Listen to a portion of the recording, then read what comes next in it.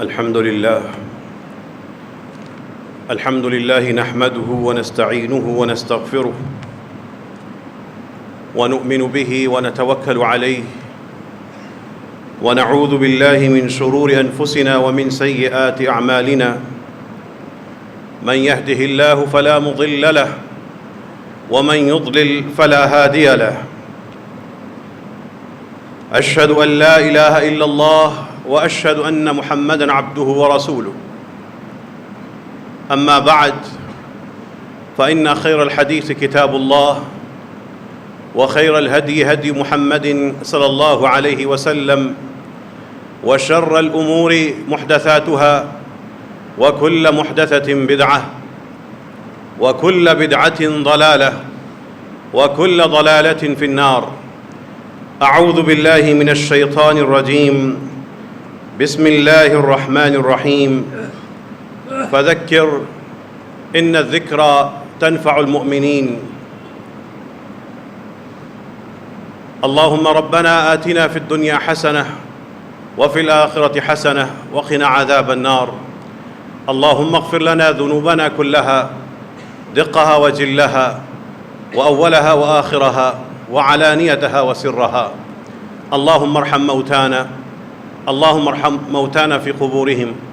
اللهم اشف مرضانا أجمعين. لا إله إلا أنت سبحانك إنا كنا من الظالمين. ابھی خطبہ شروع ہونے سے پہلے آپ نے اذان سنی تھی اور احادیث میں اذان کے حوالے سے جو معلومات عام طور پر ہیں وہ اہل ایمان کو، عام مسلمان کو پتہ ہوتی ہیں، لیکن اذان کے بعد وقت کی کیا اہمیت ہے اور اللہ نے اس کو کس شرف سے نوازا ہے، اس کے بارے میں کم ہی لوگ جانتے ہیں اور پھر بہت ہی کم عمل کرنے والے ہوتے ہیں۔ اذان ہوتے ہی رب کی بنائی ہوئی کائنات میں کیا ماجرا ہوتا ہے، منظر بدلتا ہے۔ ہم لوگوں کے نزدیک عمومی طور پر اذان شروع ہوئی اور ختم ہو گئی، لیکن رب کی اس کائنات میں جس کو اللہ نے بے مقصد پیدا نہیں کیا، اذان کے ہوتے ہی وقت کی اہمیت بدل جاتی ہے، اور اللہ کی کچھ ایسی مخلوق بھی ہے انسانوں کے علاوہ جس پہ اذان کا اثر ہوتا ہے۔ اب وہ منظر سمجھیے، رسول اللہ صلی اللہ علیہ وسلم بتا رہے ہیں اذا نودی للصلاۃ ادبر الشیطان، جب نماز کے لیے اذان دے دی جاتی ہے، شیطان اپنی پشت کو موڑ کر بھاگتا ہے۔ جہاں پر اذان کے الفاظ پہنچ رہے ہوتے ہیں اس پہ گھبراہٹ، خوف طاری ہوتا ہے۔ وہ اذان سنتے ہی، وہ اذان شروع ہوتے ہی وہاں سے بھاگنا شروع کرتا ہے۔ جب اذان ختم ہوتی ہے، اور بھاگتا اس لیے ہے کہ حتی لا يسمع التأذین، اس کے کان میں یہ الفاظ نہ جائیں۔ جب اذان ختم ہوتی ہے وہ پھر اس علاقے میں واپس آ جاتا ہے، اور جب نماز کے لیے پھر اقامت کہی جاتی ہے اس وقت وہ دوبارہ وہاں سے بھاگتا ہے۔ اس کے بعد رسول اللہ صلی اللہ علیہ وسلم فرماتے ہیں حتی اذا قضى التثویب، جب وہ اقامت ختم ہو جاتی ہے، جو نماز سے پہلے اقامت کہی جا رہی ہوتی ہے، جب جماعت کھڑی ہو جاتی ہے وہ پھر بھاگتا ہے، اور جب وہ ختم ہوتی ہے پھر واپس آ جاتا ہے۔ اب واپس کیوں آتا ہے؟ حتی یخطر بین المرء ونفسہ، یہاں تک کہ بندے اور اس کے دل کے درمیان جا کر حملے کرے۔ اس میں جا کے وسوسے پیدا کرے اور اسے کہے اذکر کذا و کذا، اس کو نماز پڑھتے ہوئے یاد کروائے کہ وہ بات یاد ہے، وہ معاملہ بھی تو گھر میں ہے، وہ مسئلہ پیش آیا تھا، اس کے بارے میں کیا کرنا ہے، اس کو نماز سے ہٹانے کی کوشش کرتا ہے۔ اور جب انسان اس کے حملوں میں آ جاتا ہے تو رسول اللہ صلی اللہ علیہ وسلم فرماتے ہیں حتی یظل الرجل لا یدری کم صلی، بندے کو یاد نہیں رہتا کہ اس نے نماز کی کتنی رکعتیں پڑھی ہیں یا نماز کی کتنا حصہ پڑھ لیا ہے۔ یہ حملہ کس وقت ہوتا ہے، یہ منظر کس وقت شروع ہوتا ہے؟ جب مختلف جگہوں پہ اذانیں ہو رہی ہیں، کتنے شیطان بھاگتے ہوں گے اور ادھر ادھر نکلتے ہوں گے اور ایک ایمرجنسی کی کیفیت میں دوڑے لگاتے ہوں گے چیختے ہوئے۔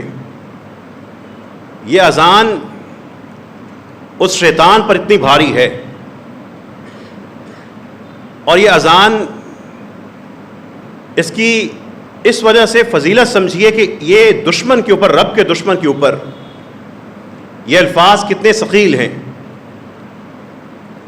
اور پھر شیطان کی ہمت دیکھیے کہ سن کر آتا پھر واپس ہے، وہ شیطان ہو کر اپنے برے کام سے نہیں ہٹ رہا، اس کو ایک ناگوار چیز اگر پہنچتی ہے تو وہ اپنی جگہ بدل لیتا ہے، لیکن اپنی برائی کو نہیں چھوڑتا۔ اس کی ہمت دیکھیے۔ لیکن بدبختی دیکھیے اس مسلمان کی جس کو اذان کے الفاظ پہنچتے ہیں اور اللہ نے اس کے اوپر اس اذان کو بوجھل نہیں بنایا، لیکن وہ سب سے پیارے، سب سے اہم اور افضل عمل نماز کو، نماز کے لیے ہمت نہیں دکھا رہا۔ شیطان برائی کے لیے مار پڑتی ہے، بھاگ جاتا ہے، پھر آ جاتا ہے برائی کرنے کے لیے۔ اور یہ شناختی کارڈ کا مسلمان بندہ یہ اذان سنتا ہے لیکن اپنی اچھائی کے اوپر قائم نہیں رہ سکتا۔ اللہ تعالیٰ سے دعا کیجئے رب کریم جس کی بھی نماز میں کوتاہی یا نقص یا بے نمازی ہے، اللہ اس کو اپنی نمازیں صحیح کرنے کی توفیق نصیب فرما۔ یہ اذان اور اس کے بعد اقامت، جب نماز جماعت کھڑی ہوتی ہے، تکبیر جو کہی جاتی ہے، اس کے درمیان کا وقت آج کے خطبے کا ہدف بھی ہے، اور زندگی میں رب کریم جل جلالہ اور نبی کریم صلی اللہ علیہ وسلم کی احادیث اور آیات سن کر اس کی اہمیت کو سمجھنے اور اس پہ عمل کرنے کا بھی ایک موقع اور دعوت بھی ہے۔ رسول اللہ صلی اللہ علیہ وسلم فرماتے ہیں بین کل اذانین صلاۃ، بین کل اذانین صلاۃ، بین کل اذانین صلاۃ لمن شاء۔ آپ صلی اللہ علیہ وسلم نے ایک جملہ 3 دفعہ کہا، بین کل اذانین، دونوں اذانوں کے درمیان نماز ہے، دونوں اذانوں کے درمیان نماز ہے، لمن شاء، جو چاہے۔ یہ 2 اذانیں کیا ہیں؟ عربی زبان میں کسی بھی لفظ کو 2 کہنا ہو تو اس کے آخر میں، لفظ کے آخر میں الف نون یا یا نون لگا دیا جاتا ہے۔ مغرب، مغربین، زوج، زوجین، یا والد، والدین۔ اذان سے کیا ہوگا؟ اذانین۔ 2 اذانیں کون سی ہیں؟ پہلی اذان جو مؤذن لوگوں کو بلاوے کے لیے دیتا ہے وہ بھی اذان ہے، اور دوسری جب امام کھڑا ہو جاتا ہے، پیچھے لوگ صف بندی کرتے ہیں، جو تکبیر کہی جاتی ہے، اقامت کہی جاتی ہے، اس کو بھی اذان کا کہا گیا ہے۔ بین کل اذانین صلاۃ، ان دونوں اذانوں کے درمیان نماز ہے، لمن شاء، جو پڑھ لے، یعنی ان کے درمیان نفل کی خاص فضیلت ہے۔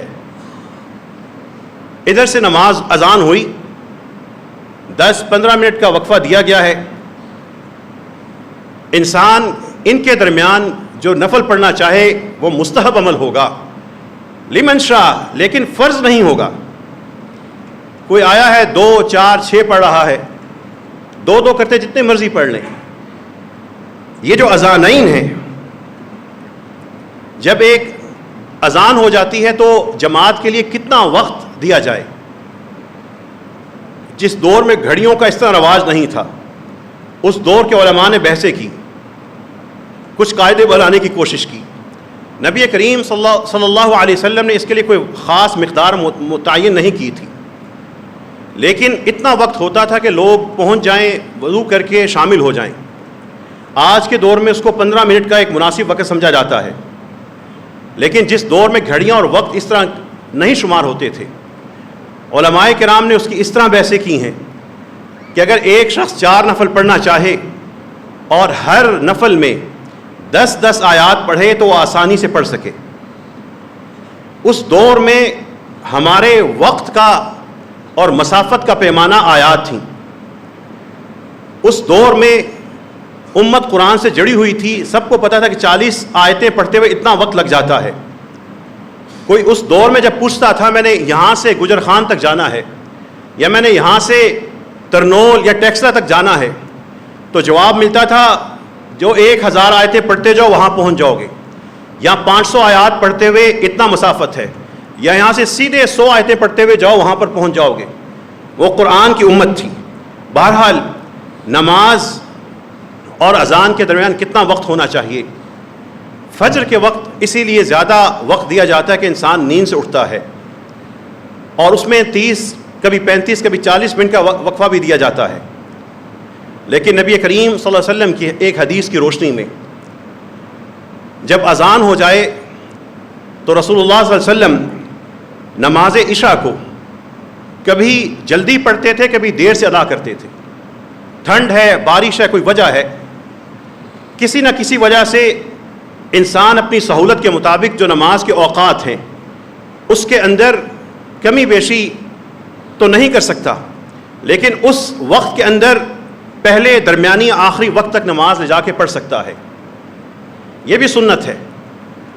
اور جو ہمارے ہاں ایک رویہ بن چکا ہے کہ احناف کی مساجد میں ایک خاص وقت متعین ہے نماز کا، عموماً وہ درمیانہ وقت ہوتا ہے، اور اہل حدیث مساجد میں ظہر کا اول اور عشاء کا آخری وقت ہوتا ہے، اور بعض اوقات آبادی کے ساتھ وہ اوقات مسجد کے وہ اس طرح ہم آہنگ نہیں ہوتے، لیکن اپنے فرقے پہ اصرار کی وجہ سے چھوٹی سی جماعت ہوتی ہے، باقی لوگ جماعت سے محروم رہ جاتے ہیں۔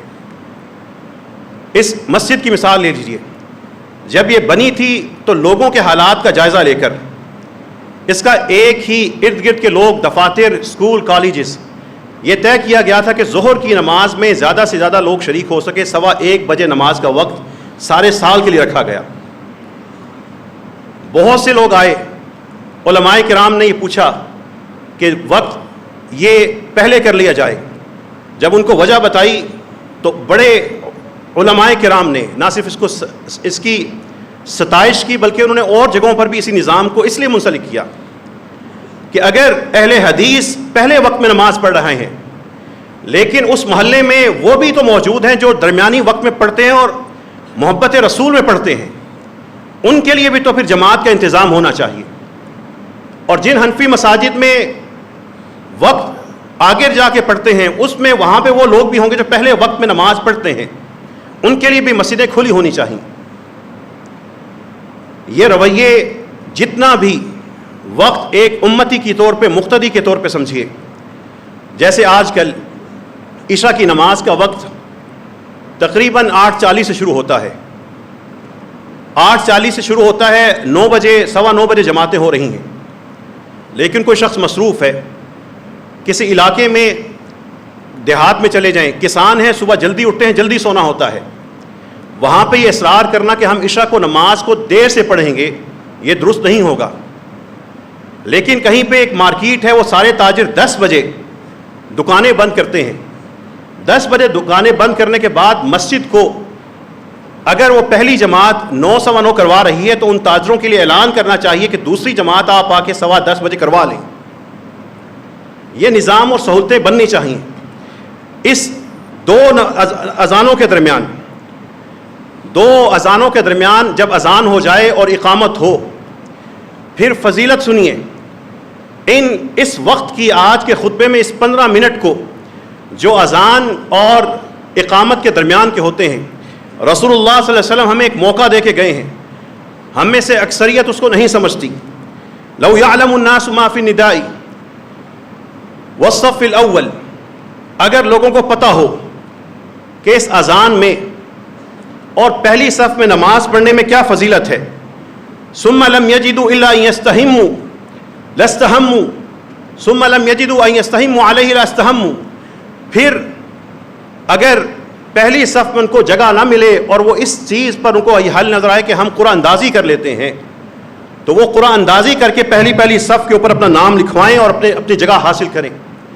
وَلَوْ يَعْلَمُونَ مَا فِي التَّهْجِيرِ لَاسْتَبَقُوا إِلَيْهِ، اگر ان کو پتہ ہو کہ نماز کے لیے جلدی جانے میں کیا اجر ہے، وہ اس کی طرف لپکیں.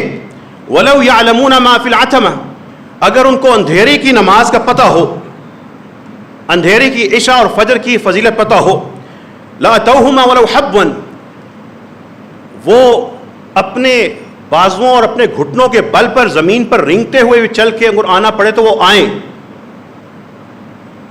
یہ فضیلت کس وقت ہوتی ہے؟ اذان ہوتے ہی ہوتی ہے. یہ رتبہ کب ہوتا ہے جس کو ہم ضائع کرتے ہیں؟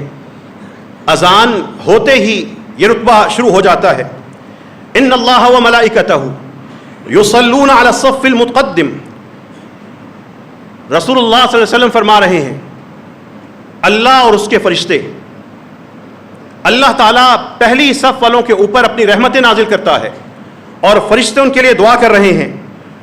والمؤذن یغفر له مد صوته، اور اذان دینے والے کی جہاں جہاں تک آواز پہنچ رہی ہے وہاں تک جتنی اس کو آواز پہنچ رہی ہے اس کے لیے مغفرت کا باعث بن رہی ہے. اور اس کی بات پر، اس کی اذان پر وَيُصَدِّقُهُ، جو بھی دائیں بائیں خوش یا تر چیزیں، ہر چیز اس کی تصدیق کرتی ہے. وَلَهُ مِثْلُ أَجْرِ مَنْ صَلَّى مَعَهُ، اور مؤذن اذان دینے والے کا اجر کیا ہے؟ جو اس اذان کے نتیجے میں آ کے نماز پڑھے گا اتنا ہی اجر اس مؤذن کو بھی ملے گا. ہم نے مؤذن کو ایک پیشہ بنا دیا، ہم نے امام اور خطیب کو ایک ملازم بنا دیا، ہم نے ان منصبوں کو، ان رتبوں کو چند ہزار روپے کا سودا بنا دیا. اولادوں کی یہ تربیت کیجئے کہ جاؤ جا کے مسجدوں میں اذان دو. خود یہ جذبہ پیدا کیجئے کہ اذان سے پہلے جا کے کبھی نہ کبھی میں اذان دیا کروں گا. اذانوں پر بھی توجہ دیجئے، ان رتبوں کو حاصل کیجئے. پھر رسول اللہ صلی اللہ علیہ وسلم فرماتے ہیں الامام ضامن، امامت کروانے والا وہ ضمانت کا باعث ہے، ضامن ہے، حفاظت کرنے والا ہے. والمؤذن مؤتمن، اور اذان دینے والا وہ امانت سنبھالنے کا باعث اور سبب ہے. امام کس چیز کی حفاظت کر رہا ہے؟ لوگوں کی نماز کی. اور اذان دینے والے نے کیا امانت سنبھالی ہوئی ہے؟ کہ لوگوں کے نماز کے وقت ضائع نہ ہو جائیں. پھر اللہ کی اپنے ان بندوں سے محبتیں دیکھیے، درجے دیکھیے. نبی کریم صلی اللہ علیہ وسلم فرماتے ہیں المؤذنون اطول الناس اعناقا یوم القیامہ، اذان دینے والے لوگوں میں سے قیامت کے دن سب سے لمبی گردنوں والے ہوں گے. دو بنیادی وجہ علماء ذکر کرتے ہیں کہ اللہ کے رسول صلی اللہ علیہ وسلم نے ایسا کیوں فرمایا.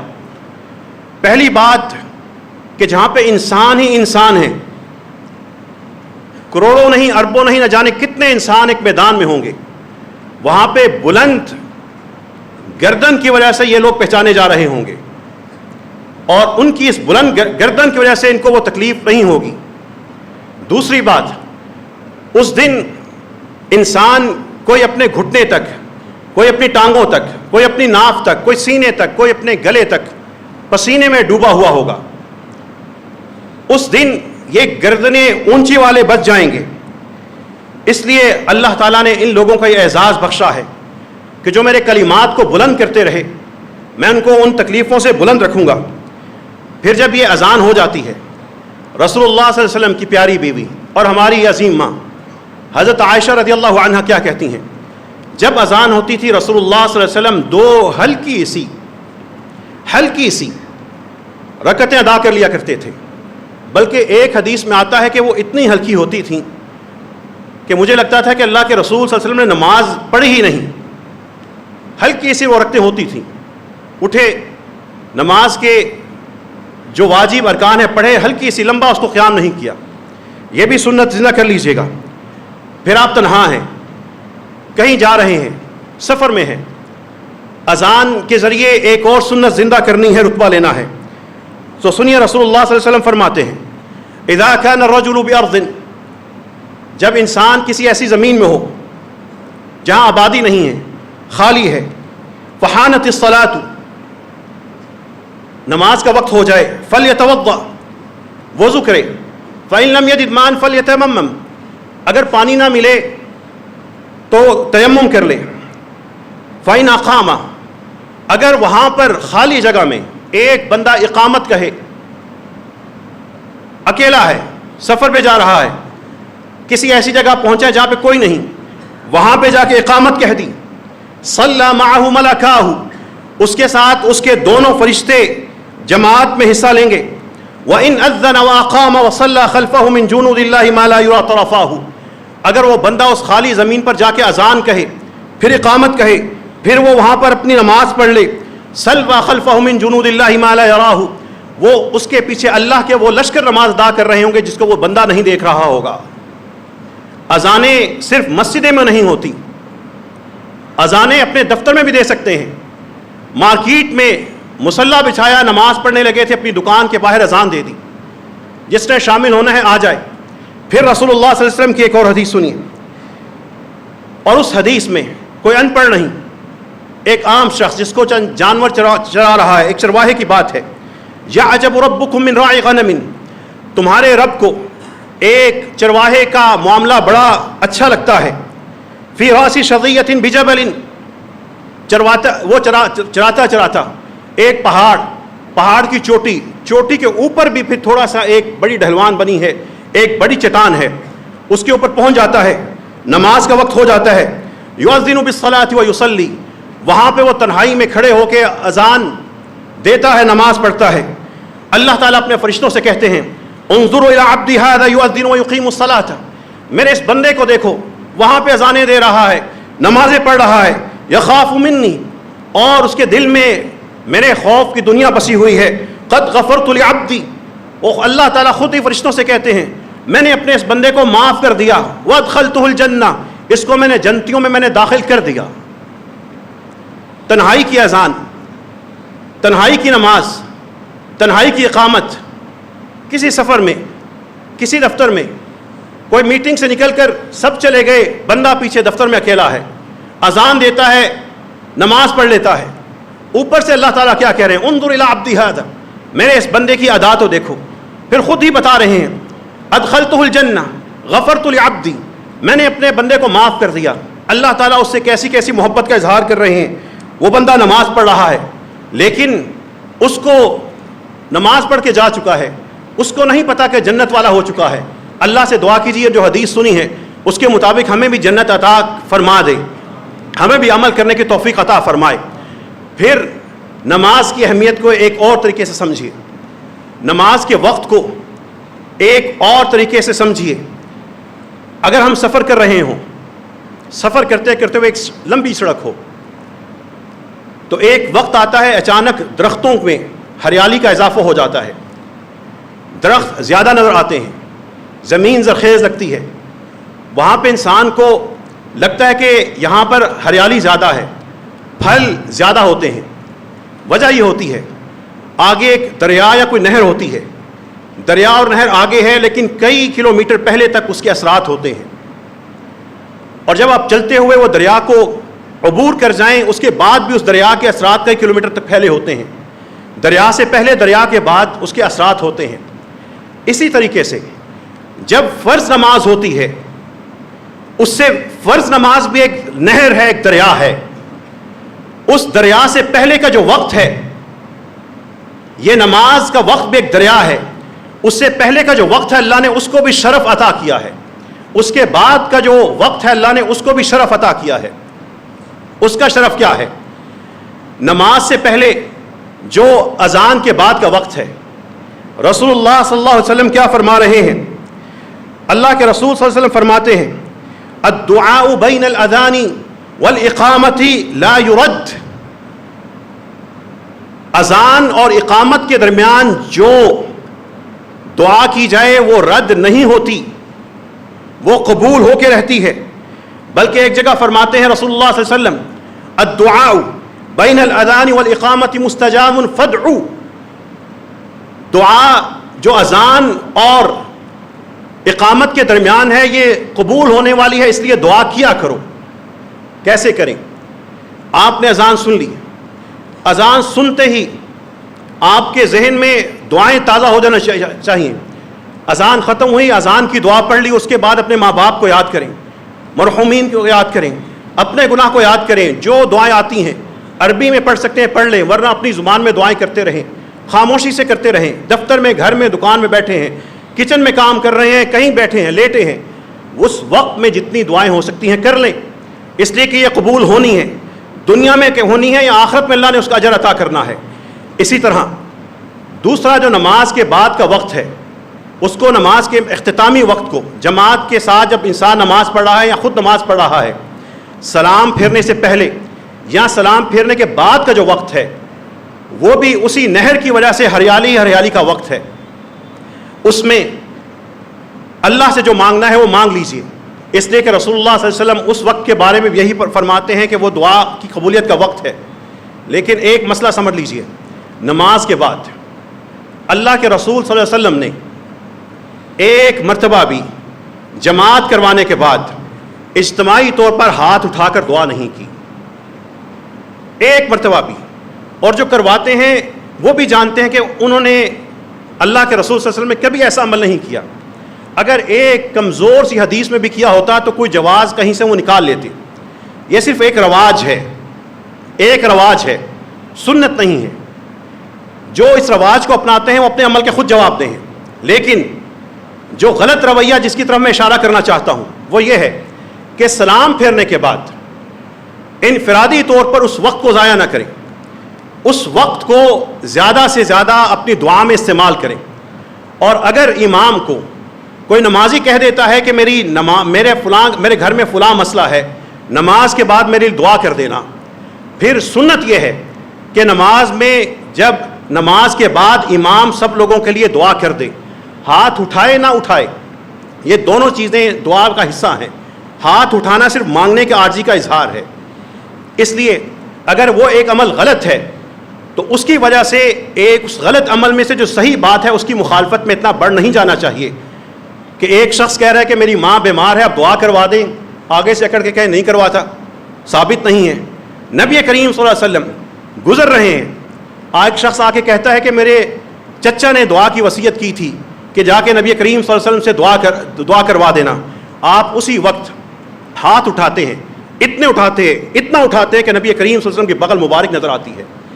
جب کوئی دعا کا کہہ دے پھر یہ نہیں دیکھنا ہوتا کہ اس وقت اللہ کے رسول نے کروائی ہے نہیں، بلکہ یہ سیکھنا ہوتا ہے کہ اللہ کے رسول صلی اللہ علیہ وسلم نے جب بھی ان سے کسی نے کہا کہ دعا کروا دیجیے، آپ نے اس کی دعا کو کبھی اس کی درخواست کو رد نہیں کیا۔ آج کے خطبہ جمعہ کا بنیادی ہدف یہ تھا اذان ہو جائے ہوشیار ہو جائیں۔ آپ کے لیے ایک ایمرجنسی کال ہے، شیطان بھاگتا ہے، چنگھاڑتا ہے، وہ برائی کرنے والا اذان سن کے بھاگ جاتا ہے، اذان ختم ہوتی ہے واپس آ کے حملے کرتا ہے۔ لیکن مسلمان جس کو اللہ نے اچھائی کا اعزاز دیا ہے وہ نماز ہی نہیں پڑھ رہا، اس کی ہمت ہی نہیں ہے کہ نماز کے لیے اٹھے۔ جب بھی وقت آئے اذان کا اس کے بعد دعائیں کیجئے، خاموشی کیجئے، جہاں بیٹھے کرتے رہیے، اللہ سے دعا کیجئے اللہ ہم سب کو اذان اور اقامت کے درمیان زیادہ سے زیادہ مستجاب قبول ہونے والی دعائیں کرنے کی توفیق نصیب فرما۔ وآخر دعوانا ان الحمد لله رب العالمين الحمد لله نحمده ونستعينه ونستغفره ونؤمن به ونتوكل عليه اللهم صل على نبينا محمد اللهم بارك على نبينا محمد اللهم ارض عنا، اللهم ارض عن اخواننا واخواتنا وامهاتنا وآبائنا اجمعین۔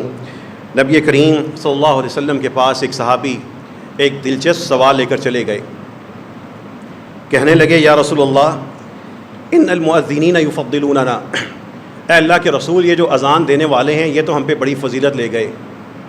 ان المؤذنین یفضلوننا، یہ تو اذانیں دیتے ہیں، جتنے لوگ ان کی آ کے اذان پر نماز پڑھتے ہیں ان کو ان کا اجر ملتا ہے، اور ان کے لمبی لمبی گردنیں ہوں گی قیامت کے دن۔ نبی کریم صلی اللہ علیہ وسلم نے کیا ارشاد فرمایا؟ آپ نے کہا قل کما یقولون، اگر وہ اجر چاہتے ہو تو جس طرح مؤذن کہتا ہے اس طرح تم بھی کہہ دیا کرو۔ قل کما یقولون، جیسے وہ اذان کے الفاظ کہہ رہا ہے پیچھے پیچھے تم دہراتے جاؤ، اللہ تمہیں بھی وہ اجر دے گا۔ اب دیکھیے ہم میں سے کتنے لوگ ہیں جو باقاعدگی سے اذان کا جواب دیتے ہیں، بہت سے لوگ بس خاموش ہو جاتے ہیں، جواب کیوں نہیں دیتے؟ کتنا بڑا اجر ہے۔ قل کما یقولون، جیسے وہ کہتے ہیں تم بھی اسی طرح کہہ دو۔ پھر کہا فصل تعطا، اس کے بعد اذان کے الفاظ دہرانے کے بعد فصل، تم اللہ سے مانگ لیا کرو، تعطا ملے گا، تمہیں دیا جائے گا۔ یقین رکھیے یہ جو ہم ادھر ادھر بھاگتے ہیں فلاں جگہ یہ ٹوٹکا کریں وہ ٹوٹکا کریں کوئی اللہ ہماری سن لے، اللہ تو سننے کے لیے تیار ہے، بندہ ہی صحیح طریقہ اختیار نہیں کر رہا۔ پھر رسول اللہ صلی اللہ علیہ وسلم فرماتے ہیں ساعتان تفتح فیہما ابواب السماء، دو گھڑیاں ایسی ہیں آسمان کے دروازے اس میں کھول دیے جاتے ہیں۔ وقلما ترد علی داع دعوته، اور کم ہی ایسا ہوتا ہے کہ کسی دعا کرنے والے کی دعا اس میں قبول نہ ہو۔ عند حضور النداء، ایک وقت وہ ہے جب انسان اس نماز اس اذان کی پکار پہ حاضری کی طرف جا رہا ہوتا ہے، اور دوسری والصف فی سبیل اللہ حتی یرحم بعضهم بعضا، اور دوسری جو جہاد کے وقت جنگ کے وقت کافروں کے ساتھ جب آپس میں گتھم گتھا ہوا ہوتا ہے، جب وہ دعا کرتا ہے تو اللہ تعالیٰ اس کو رد نہیں کرتے۔ ایک طرف وہ سخت تکلیف کا عالم دیکھیے، اور دوسری طرف یہ آسانی صرف نماز کے لیے جاتے ہوئے دیکھیے۔ جو دعا کر رہا ہوگا، جو اس موقع سے فائدہ اٹھا رہا ہوگا، جیتے گا وہی، جو اپنا آپ سنوارے گا قد افلح من تزکا وہی بنے گا۔ اللہ تعالیٰ سے دعا کیجیے رب کریم ہم سب کو جو کہا اور سنا ہے اس پہ عمل کرنے کی توفیق نصیب فرما۔ اے اللہ ہمیں اذانیں دینے والے، اذان سے محبت کرنے والے، اذان کی نگہبانی کرنے والے، مساجد میں جا کے آواز بلند کرنے والے، اذان دینے والے بنا دے۔ اے اللہ اذان اور اقامت میں جتنے بھی رب کریم جو اجر آپ نے چھپائے ہوئے ہیں، دیے ہوئے ہیں، ہم نے سنے ہیں، سب نہیں سن سکے، اے رب کریم ہمیں وہ عطا فرما دے۔ اے اللہ ہم سب کو پابند نماز بنا، ہماری نسلوں کو مقیم الصلاۃ بنا دے، نمازوں کو نگہبان بنا دے، نمازوں سے محبت کرنے والا بنا دے۔ جو سستی میں نمازیں چھوڑتے ہیں رب کریم ان کی سستی کو دور فرما دے، جو غفلت میں ہے اللہ ان کو غفلت سے نکال لے۔ اے اللہ ہمارے ہر مریض کو شفا نصیب فرما دے، ہر مریض کو شفا نصیب فرما، ہر مریض کو رب کریم سکون نصیب فرما دے، ہر فوت شدہ کی مغفرت فرما۔ اے اللہ یہاں پر موجود ہر شخص کو اپنے ماں باپ کے لیے صدقہ جاریہ بنا دے، ہماری اولادوں کو، ہمارے بہن بھائیوں کو ہمارے لیے صدقہ جاریہ بنا دے۔ رب کریم نماز سے، رب کریم اذان سے، اے اللہ اقامت سے ہمارے دلوں کو جوڑ دے، اس کی محبت ہمارے دل میں پیدا فرما۔ اے اللہ ہم سب سے راضی ہو جا، ہمیں دنیا میں بہترین اور آخرت میں بہترین نصیب فرما دے۔ وآخر دعوانا ان الحمد للہ رب العالمین۔